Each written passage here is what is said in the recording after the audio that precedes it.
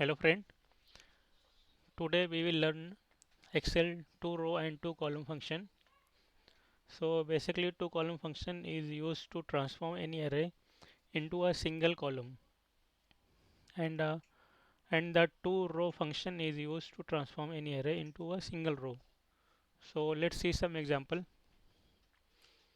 Here is my dummy data. Let's use 2 row,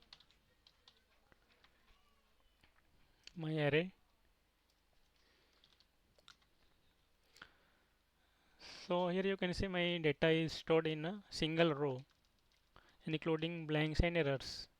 So my blank is showing as 0. If we wish to ignore the blank, then we can use ignore blank, comma, ignore blanks. So now you can see my blank is ignored, but error is still there in this row. If we wish to ignore error, then we can use to row, select the array and ignore errors.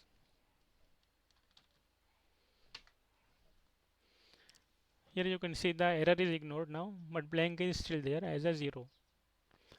So if we wish to ignore both blank and error, we can use this function as to row array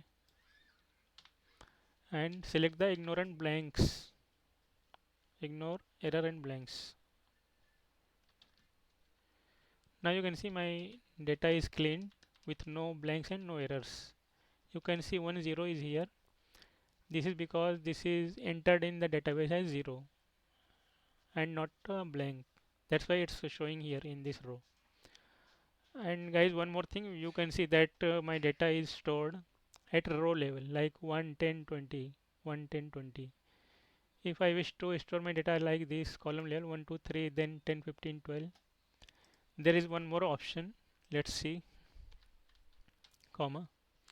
So by default it scan as row level. So my data is stored as row level. If I wish to store this data by column, then you can select true from this option.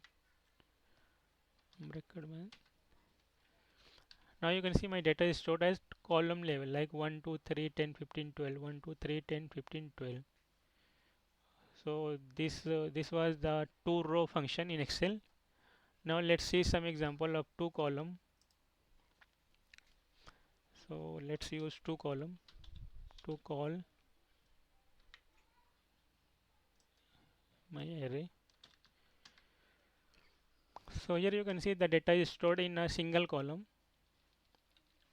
but there are blank showing as 0 and error.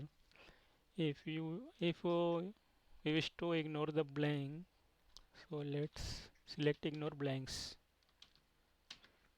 Now blank is ignored, but error is still there. If we wish to ignore both blank and error, then we can use the formula like to call my array and select ignore blanks and errors. You can see now blanks and errors are ignored from the list, and you can see the data